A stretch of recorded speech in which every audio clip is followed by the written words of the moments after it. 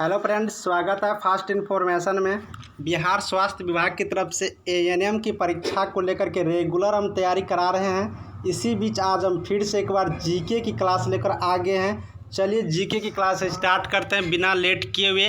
Friend, एक छोटी सी request है, आप लोग वीडियो देखते हैं और वीडियो देखने के बाद आप लोग लाइक नहीं करते हैं। प्लीज़ वीडियो अगर अच्छा लग रहा है तो लाइक कीजिए, कुछ डाउट हो तो कमेंट कीजिए। साथ ही टेलीग्राम का लिंक डिस्क्रिप्शन में डाले हैं, वहाँ पर आप लोग जुड़ जाइए टेलीग्राम से और वहाँ से भी सारे क्वेश्चन पूछ सकते हैं। तो चलिए, मैं हूँ चंदन कुमार और आप लोग देख रहे हैं फास्ट इन्फॉर्मेशन। क्लास स्टार्ट करते हैं जनरल नॉलेज की बिल्कुल अच्छे क्वेश्चनों के साथ। तो चलिए स्टार्ट करते हैं क्लास को।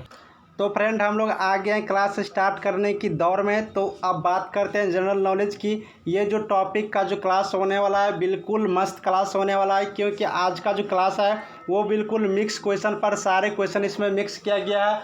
और इन मिक्स क्वेश्चनों में आप लोग को वेरी वेरी इंपॉर्टेंट क्वेश्चन रहेगा, जो कि बहुत ही इंपॉर्टेंट क्वेश्चन है। क्योंकि साइंस, सोशल साइंस जो भी सब्जेक्ट होता है, ज्योग्राफी, हिस्ट्री, पॉलिटिकल साइंस, सारे क्वेश्चनों का मिक्स किए हैं। तो चलिए हम लोग क्लास स्टार्ट करते हैं। क्लास स्टार्ट करते हैं पहला क्वेश्चन के साथ, जो कि पहला क्वेश्चन ये मेरा रहेगा आज की क्लास में। जापान की करेंसी क्या है? जापान में कौन सी करेंसी चलता है? जैसे भारत में चलता है करेंसी के रूप में रुपया, उसी तरह से जापान देश में, जापान कंट्री में कौन सा करेंसी है, कौन सा करेंसी चल रहा है? तो चलिए ऑप्शन की तरफ बढ़ते हैं। डॉलर, रुपया, येन या रूबल। तो जापान की करेंसी बताना है आप लोग को। तो जापान की जो वर्तमान में करेंसी चल रही है वहाँ पर येन चल रही है। कौन सी चल रही है? येन। ठीक है, जैसे भारत में रुपया चल रहा है उसी तरह से जापान में क्या चल रहा है? येन। तो यहाँ पर ऑप्शन नंबर सी याद रखेंगे, जापान की करेंसी येन। ठीक है, चलिए नेक्स्ट क्वेश्चन देखते हैं। अबरक उत्पादन में सबसे बड़ा देश कौन सा है? पूरे विश्व भर में जितने भी देश हैं उन देशों में अबरक उत्पादन करने के मामला में सबसे बड़ा देश कौन सा है? अमेरिका, सिंगापुर, भारत या फिर चीन? चलिए राइट आंसर बताइए। अबरक उत्पादन में सबसे बड़ा देश कौन सा है? तो अबरक के उत्पादन की बात किया जाए तो इसमें सबसे बड़ा देश है अभी, वो है आप लोग को चीन। कौन सा देश? चीन। भारत के जो बगल में देश है चीन, ठीक है, यहीं का अबरक के उत्पादन में सबसे बड़ा देश अभी आ रहा है। चलिए नेक्स्ट क्वेश्चन की तरफ चलते हैं। फल का अध्ययन क्या कहलाता है? फल का अध्ययन, ठीक है, फल का अध्ययन क्या कहलाता है? ऑप्शन की तरफ चलते हैं। एस्ट्रोलॉजी, पोमोलॉजी, हेप्टोलॉजी या सीरोलॉजी। फलों का अध्ययन क्या कहलाता है? फल के बारे में कहाँ पर अध्ययन किया जाता है? तो इसका राइट आंसर क्या हो जाएगा? पोमोलॉजी। फलों का अध्ययन क्या होता है? पोमोलॉजी। यानी कि ऑप्शन नंबर बी यहाँ पर याद रखेंगे, पोमोलॉजी फलों का अध्ययन कहलाता है। जितना भी क्वेश्चन करवा रहे हैं ना बिल्कुल पूछा हुआ क्वेश्चन है, ठीक है, इसीलिए इसी क्वेश्चन सबको इंक्लूड करते हैं, क्योंकि ये सारा क्वेश्चन बार बार कंपटीशन एग्जाम में पूछे जाते हैं और आप लोग को खास करके एएनएम एग्जाम के लिए बिल्कुल आसान सा क्वेश्चन और अच्छा सा क्वेश्चन है। कल एक स्टूडेंट पूछा था कि सर आप बिल्कुल आसान क्वेश्चन कराते हैं एएनएम एग्जाम के लिए, क्या ये सारा क्वेश्चन आएगा या नहीं? देखिए, क्वेश्चन कोई आसान नहीं होता है, आप लोग को तैयारी होना चाहिए। आप लोग को अगर तैयारी है तो सारा क्वेश्चन आसान है, अगर तैयारी नहीं है तो बिल्कुल आप लोग के लिए आसान नहीं होगा, क्योंकि क्वेश्चन का लेवल इसी तरह से रहेगा। क्योंकि एएनएम एक मेडिकल से रिलेटेड है, जो कि आप लोग को जीके, मैथ, ये सारा क्वेश्चन जो रहेगा बिल्कुल आप लोग को मीडियम रहेगा, जो कि हम पढ़ा रहे हैं बिल्कुल इजी लेवल का। बस आप लोग टेक्निकल पेपर की तैयारी करिए अच्छा से। टेक्निकल जो भी हार्ड क्वेश्चन आएगा वो टेक्निकल पेपर से आएगा, क्योंकि आप लोग को डॉक्टर लाइन से रिलेटेड है तो टेक्निकल यानी कि आप लोग को ब्रांच पेपर आना चाहिए। जीके, मैथमेटिक्स इससे ज़्यादा रिलेशन नहीं रखता है, इसलिए इस टाइप का जो भी क्वेश्चन एग्जाम में आएगा बिल्कुल ईजी लेवल का आएगा। तो चलिए हम लोग क्वेश्चन की तरफ बढ़ते हैं फिर से। दिल्ली चलो का नारा किसने दिया था? दिल्ली चलो का नारा किसने दिया था? महात्मा गांधी, बाल गंगाधर तिलक, सुभाष चंद्र बोस या फिर इंदिरा गांधी? दिल्ली चलो का नारा किसने दिया था? तो दिल्ली चलो का जो नारा दिया था वो सुभाष चंद्र बोस ने दिए थे। सुभाष चंद्र बोस जी ने नारा दिया था दिल्ली चलो, ठीक है। कौन सा नारा? दिल्ली चलो। तो इसका राइट आंसर क्या हो जाएगा? Option number C. चलिए नेक्स्ट क्वेश्चन की तरफ बढ़ते हैं। बिहू, बिहू किस राज्य का प्रमुख त्यौहार है? बिहू एक त्यौहार है, ठीक है। बिहू जैसे हम लोग छठ त्यौहार मनाते हैं, दीपावली त्यौहार मनाते हैं, उसी तरह से बिहू एक त्यौहार है, पर्व है, वो किस राज्य का है इनमें से? तो चलिए राइट आंसर की तरफ देखते हैं। पहले ऑप्शन चेक कर लेते हैं। उत्तर प्रदेश, असम, गोवा, तमिलनाडु। तो बिहू किस राज्य का प्रमुख त्यौहार है? तो बिहू जो है प्रमुख राज्य के त्यौहार की बात करें तो असम की। कहाँ की? असम की। असम राज्य की प्रमुख त्यौहार क्या है? बिहू है। तो यहाँ पर right answer option number B check करेंगे। Option number B right answer हुआ असम। असम का प्रमुख त्यौहार क्या है? बिहू। चलिए अगला क्वेश्चन चेक करते हैं, देखते हैं। भाखरा नंगल बांध किस नदी पर है? भाखरा नंगल जो बांध है वो किस नदी पर है? यमुना नदी, ब्रह्मपुत्र नदी, सरस्वती नदी या फिर सतलज नदी? ठीक है, बताइए भाखरा नंगल बांध किस नदी पर स्थित है? तो भाखरा नंगल बांध जो स्थित है वो सतलज नदी पर स्थित है। किस नदी पर स्थित है?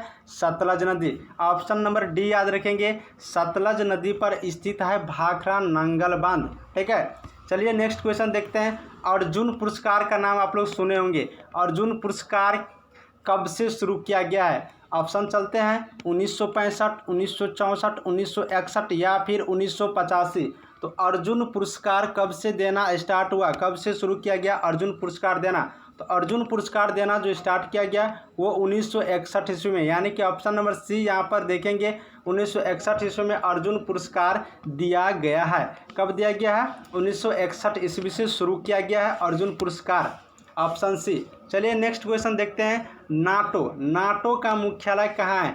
नाटो का मुख्यालय जर्मनी, हेग, ब्रुसेल्स, वाशिंगटन। तो नाटो का मुख्यालय कहाँ है? नाटो के मुख्यालय की बात करें तो वर्तमान में नाटो का मुख्यालय ब्रुसेल्स में है। कहाँ पर है? ब्रुसेल्स में, यानी कि ऑप्शन नंबर सी यहाँ पर देखेंगे, ब्रुसेल्स में नाटो का मुख्यालय है। ठीक है, चलिए नेक्स्ट क्वेश्चन की तरफ बढ़ते हैं।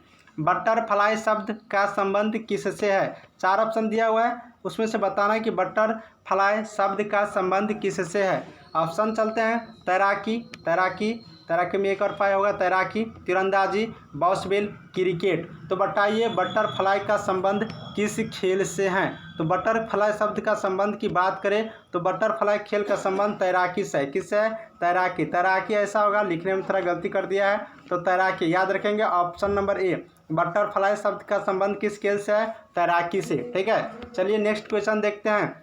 इंपॉर्टेंट क्वेश्चन सारा हो रहा है, इसलिए क्लास को मिस ना करें, स्किप ना करें, बिल्कुल एक एक करके क्वेश्चन को देखें। चलिए नेक्स्ट क्वेश्चन। आगरा के किले के अंदर मोती मस्जिद का निर्माण किसने किया था? किसने किया था? आगरा के किला है उसके अंदर मोती मस्जिद बना है, उनका निर्माण किसने किया था?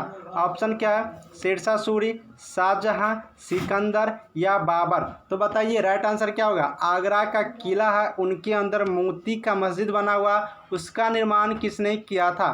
तो आगरा के किले के अंदर मोती मस्जिद का निर्माण जो है वो शाहजहां ने करवाया था। कौन किया था? शाहजहां, यानी कि ऑप्शन नंबर यहाँ पर बी राइट हो गया। शाहजहां ने आगरा के किले के अंदर मोती का मस्जिद का निर्माण किया था। चलिए अगला क्वेश्चन देखते हैं। शेरशाह का मकबरा कहाँ स्थित है? शेरशाह जो एक मकबरा था उसका मकबरा कहाँ स्थित है? सासाराम, आगरा, कानपुर, दिल्ली। बताइए राइट आंसर क्या होगा? शेरशाह का मकबरा कहाँ स्थित है? तो शेरशाह का जो मकबरा स्थित है वो बिहार के सासाराम में। कहाँ पर? सासाराम में। याद रखिएगा ऑप्शन नंबर सासाराम। शेरशाह का मकबरा कहाँ स्थित है? तो सासाराम में। ठीक है, नेक्स्ट क्वेश्चन देखते हैं। टांका, फिजिक्स का टांका इनमें से किसका मिश्र धातु है? मिश्र धातु का नाम सुने होंगे। इसी तरह से टांका जो बनाता है किस किस का मिश्र धातु है? टीन लोहा, लोहा तांबा, टीन और शीशा, एल्युमिनियम और लोहा। तो टांका इनमें से किसका मिश्र धातु है? तो टांका जो मिश्र धातु है वो टीन और शीशा का है। किसका है? टीन और शीशा, यानी कि सी आंसर होगा। टीन और शीशा के मिश्रण होता है, मिश्र धातु बनता है, वो टांका कहलाता है। क्या कहलाता है? टांका। ठीक है, चलिए नेक्स्ट क्वेश्चन की तरफ बढ़ते हैं। सरदार सरोवर परियोजना कहाँ स्थित है? सरदार सरोवर परियोजना असम में, गुजरात में, गोवा में या फिर बंगाल में? तो सरदार सरोवर परियोजना जो स्थित है वो कहाँ स्थित है? तो सरदार सरोवर परियोजना गुजरात में स्थित है। कहाँ पर स्थित है? गुजरात में। तो ऑप्शन नंबर यहाँ पर बी याद रखेंगे, गुजरात। गुजरात में सरदार सरोवर परियोजना स्थित है। ऑप्शन नंबर बी यहाँ पर राइट आंसर। नेक्स्ट क्वेश्चन की तरफ बढ़ते हैं। इनमें कौन प्राकृतिक बहुलक है? बहुलक का आप लोग नाम सुनेंगे। उसी तरह से प्राकृतिक बहुलक कौन है इसमें से बताना है। ऑप्शन की तरफ चलते हैं। लाइलॉन, रबर या दोनों या फिर इनमें से कोई नहीं। बताइए प्राकृतिक बहुलक कौन है? तो प्राकृतिक बहुलक जो है अभी वो रबर है। कौन है? रबर है। तो इनमें से प्राकृतिक बहुलक की बात करें तो वो रबर है। कौन सा है? रबर। यानी कि right answer option number B हो गया। कौन सा हो गया? Option number B, rubber. Next question देखेंगे, संयुक्त राष्ट्र संघ का मुख्यालय कहाँ है? संयुक्त राष्ट्र संघ के मुख्यालय ऑप्शन देखते हैं, न्यूयॉर्क, वाशिंगटन, लंदन या फिर सिंगापुर। तो संयुक्त राष्ट्र संघ का जो मुख्यालय है वो न्यूयॉर्क में। कहाँ पे? न्यूयॉर्क में। तो ऑप्शन नंबर ए यहाँ पर याद रखेंगे, न्यूयॉर्क। क्या याद रखेंगे? न्यूयॉर्क। तो संयुक्त राष्ट्र संघ का मुख्यालय की बात कर रहे थे, तो संयुक्त राष्ट्र संघ की मुख्यालय कहाँ पर है? तो न्यूयॉर्क में। कहाँ पर? न्यूयॉर्क में। संयुक्त राष्ट्र संघ का मुख्यालय न्यूयॉर्क में है। चलिए नेक्स्ट क्वेश्चन देखते हैं, सार्क का मुख्यालय कहाँ है? सार्क का नाम आप लोग सुने होंगे, SARC, सार्क का मुख्यालय कहाँ है? तो सार्क के मुख्यालय ऑप्शन चेक करते हैं, सिंगापुर, काठमांडू, वाशिंगटन या फिर नई दिल्ली। तो सार्क का जो मुख्यालय है, सार्क के मुख्यालय कहाँ पर है? नेपाल में। कहाँ पर? नेपाल में। जब नेपाल में तो आप लोग समझ सकते हैं नेपाल की राजधानी काठमांडू है, तो काठमांडू में स्थित है। तो सार्क के मुख्यालय कहाँ है? काठमांडू। सीधी सी बात करें तो नेपाल देश के काठमांडू में। ठीक है, चलिए नेक्स्ट क्वेश्चन के लिए बात करते हैं जो कि इम्पोर्टेंट है। विद्युत चुंबक बनाने के लिए किस लोहा का प्रयोग किया जाता है? विद्युत चुंबक बनाने के लिए कौन सी लोहा का प्रयोग करते हैं? ऑप्शन चेक कर लेते हैं। पहला ऑप्शन मेरा क्या है? मुलायम लोहा का, कठोर लोहा का, मृद लोहा का या फिर इनमें से सभी या सारे लोहे का। तो विद्युत चुंबक बनाने के लिए किस लोहा का प्रयोग करते हैं? तो विद्युत चुंबक जो हम लोग बनाते हैं उसमें जो लोहा का प्रयोग करते हैं वो मृदा लोहा का। किस लोहा का? मृदा लोहा का। यानी कि ऑप्शन सी याद रखेंगे, विद्युत चुंबक बनाने के लिए मृद लोहा का प्रयोग करते हैं। कौन से लोहा का? मृद लोहा का। चलिए इसी तरह से 18वां क्वेश्चन देखते हैं, वेरी इंपॉर्टेंट क्वेश्चन। कच्चे फलों को कृत्रिम तरीके से पकाने के लिए किस गैस का प्रयोग किया जाता है? एक कच्चा फल है, अगर उसको अपने ढंग से उसको पकाना है तो कौन सी गैस का प्रयोग करेंगे? मीथेन का, एथेन का, एसिटिलीन का या फिर कैल्शियम का। तो कच्चे फल को पकाने के लिए जो कृत्रिम तरीके का प्रयोग किया जाता है वो उस गैस का, किस गैस का? तो एसिटिलीन गैस का। किस गैस का? एसिटिलीन। तो याद रखेंगे acetylene, option number C right answer, acetylene gas का प्रयोग किया जाता है। अगला क्वेश्चन देखेंगे, माइक्रोफोन का प्रयोग किसने किया था? माइक्रोफोन का प्रयोग किसने किया था? तो माइक्रोफोन का प्रयोग किया था किसने? Graham Bell, Edison, Macmillan, Simpson. तो माइक्रोफोन का जो प्रयोग किया था वो किया था ग्राहम बेल ने। किसने किया था? Graham bell. तो माइक्रोफोन का प्रयोग किया था ग्राहम बेल ने। किसने? Graham Bell. Option number A यहाँ पर याद रखेंगे, ग्राहम बेल ने माइक्रोफोन का प्रयोग किया था। चलिए अगला देखते हैं, सांची का स्तूप किसने बनाया था? सांची का स्तूप अशोक, बाबर, शाहजहां, शेरशाह। ठीक है, बताइए सांची का स्तूप किसने बनाया था? तो सांची का जो स्तूप बनाया था वो अशोक बनाया था। कौन बनाया था? अशोक। यहाँ पर अशोका लिखा गया, आप लोग याद रखिएगा अशोक। ठीक है, सिर्फ अशोक याद रखिएगा, यहाँ पर अशोका नहीं होगा, अशोक। यानी कि ऑप्शन नंबर ए जो है यहाँ पर अशोक बनाया था सांची के स्तूप। कौन बनाया था? सांची के स्तूप जो बनाया था वो अशोक बनाए थे। ऑप्शन नंबर ए यहाँ पर याद रखेंगे। नेक्स्ट क्वेश्चन देखते हैं, गुलाम वंश का संस्थापक कौन था? कुतुबुद्दीन ऐबक, बाबर, इब्राहिम लोदी, अकबर। बताइए गुलाम वंश का जो संस्थापक था कौन था? तो कुतुबुद्दीन ऐबक ने गुलाम वंश का ये स्थापित किया था, इसलिए इसका संस्थापक होगा, संस्थापक लिखा गया, याद रखिएगा, संस्थापक नहीं होगा, संस्थापक। गुलाम वंश का जो संस्थापक है वो Qutbuddin Aibak, option number A यहाँ पर याद रखेंगे। चलिए नेक्स्ट क्वेश्चन देखते हैं, यूनिसेफ का मुख्यालय कहाँ पर है? न्यूयॉर्क, वाशिंगटन, लंदन या फिर सिंगापुर। तो यहाँ पर बताइए यूनिसेफ का मुख्यालय कहाँ पर है? तो यूनिसेफ का जो मुख्यालय है वो न्यूयॉर्क में। कहाँ पर है? न्यूयॉर्क। ऑप्शन ए यहाँ पर याद रखेंगे, न्यूयॉर्क में यूनिसेफ का मुख्यालय है। चलिए लाल क्रांति पर चलते हैं, लाल क्रांति कब हुआ था? लाल क्रांति 1965, 1964, 1949 या फिर 1985। तो लाल क्रांति जो हुआ था वो 1900 कितना में हुआ था? 49 में। कितना में? 1949 में। ये लाल क्रांति जो हुआ था वो चीन में हुआ था। कहाँ पर हुआ था? चीन में। तो याद रखेंगे 1949 में लाल क्रांति हुआ था। ठीक है, लाल क्रांति बहुत बार पूछे जाते हैं, तो 1949 में लाल क्रांति हुआ था। अब अगला क्वेश्चन देखते हैं, विश्व का सबसे छोटा देश कौन सा है? Nepal, Bhutan, Japan, Vatican city. विश्व भर में सबसे छोटा देश कौन सा है? तो विश्व की सबसे छोटा देश की बात करें तो वेटिकन सिटी। कौन सा? Vatican city. Option number D याद रखेंगे, वेटिकन सिटी। चलिए नेक्स्ट क्वेश्चन देखते हैं। इराक का मुद्रा क्या है? मुद्रा, फिर बात कर दिए मुद्रा करेंसी। तो मुद्रा की बात करें तो इराक जैसे कि इंडिया में रुपया चलता है, उसी तरह से यहाँ पर बताना है कि इराक में क्या चलता है। ऑप्शन देख लेते हैं, डॉलर, येन, दिनार या रुपया।